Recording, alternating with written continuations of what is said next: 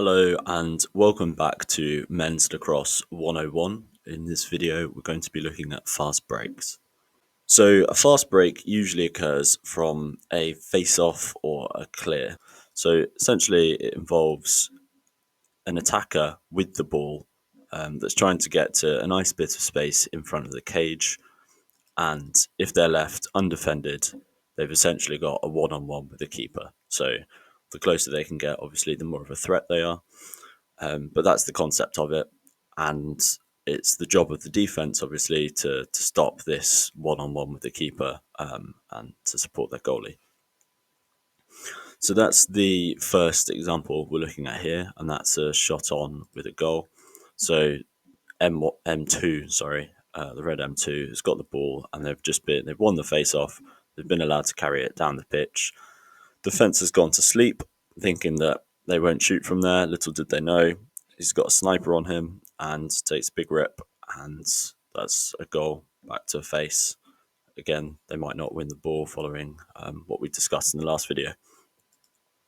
So in the next scenario, what we're going to look is a slide, but there's going to be a feed. So D1 is going to come across to intercept, but M2's just gone to offload, and we've got that same situation where A3 is in the same space, just on the opposite side of the field. So obviously we've got this D3 player that's going to help out in the future, but that also needs checking. So D3 is going to come across, but now A2 is unguarded, so there's another goal there. So with fast breaks, you usually get the time for about 2 passes. So 1, 2, shot. Maybe 3 if you're really fast and accurate. And by the time you get 4 passes, what you might find is that the defense has crashed in on you, and you're just in settled play at that point.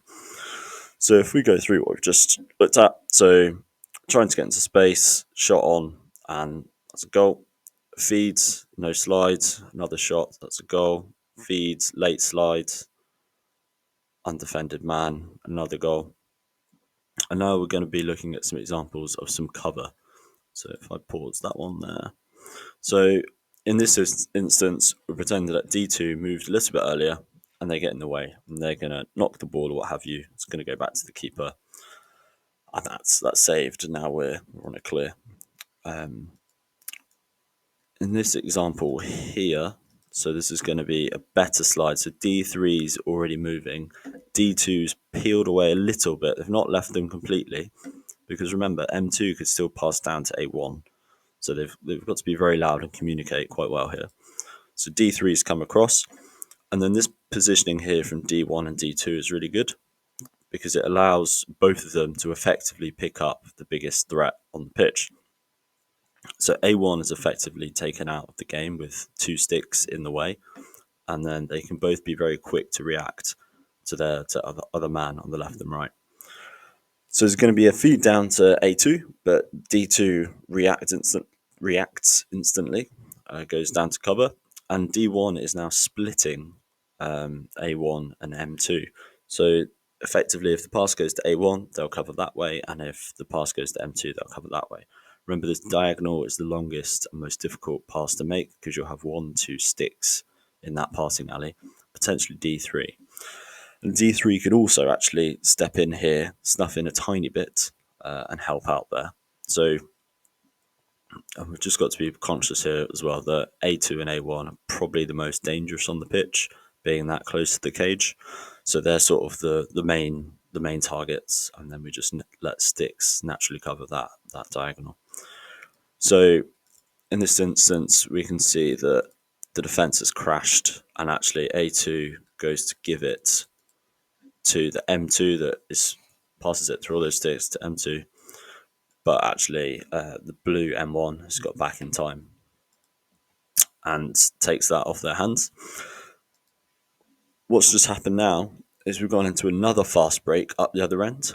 So probably not at all levels of play, but perhaps in the fourth quarter, when people are a bit tired and sloppy, you'll have this coast-to-coast play where it goes from one end to the other, and no one really feels like running, and it's a lot of throwing the ball. So we've managed to have a fast break up this end. So now we've looked at some covering and how the defence crashed and how I think it was D2 slid across properly.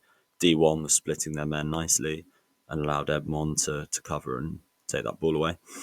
So now we're going to look at a defensive cheat. So this is what happens when you slide too early. So if we play this slowly. So M3 is going to give it, but can you see D3 has already started to move?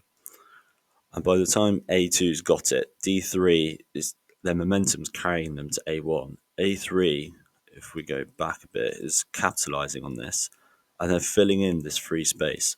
This is quite an important concept when you are attacking, is you're not so much attacking the cage, you're attacking the free space in front of the cage that allows you to take that shot. So A3 is snuck into all this space.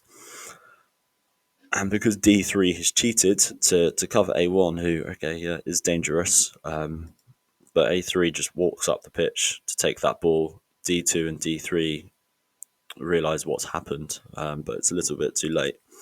And that's in the back of the net and a goal for blue. So to summarise this video, we've looked at where fast breaks come from, which is usually a face-off or a clear, and what happens if that ball carrier is left unchecked. Essentially, they have a free shot on with the keeper. We've looked at how the slide package works and splitting the men that aren't covered. And then we've looked at what happens when the defence try to cheat and read the pass.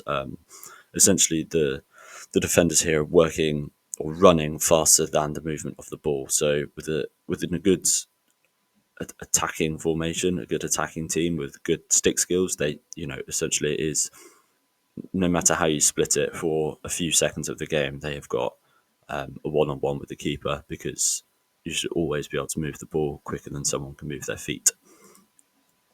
So that concludes this video.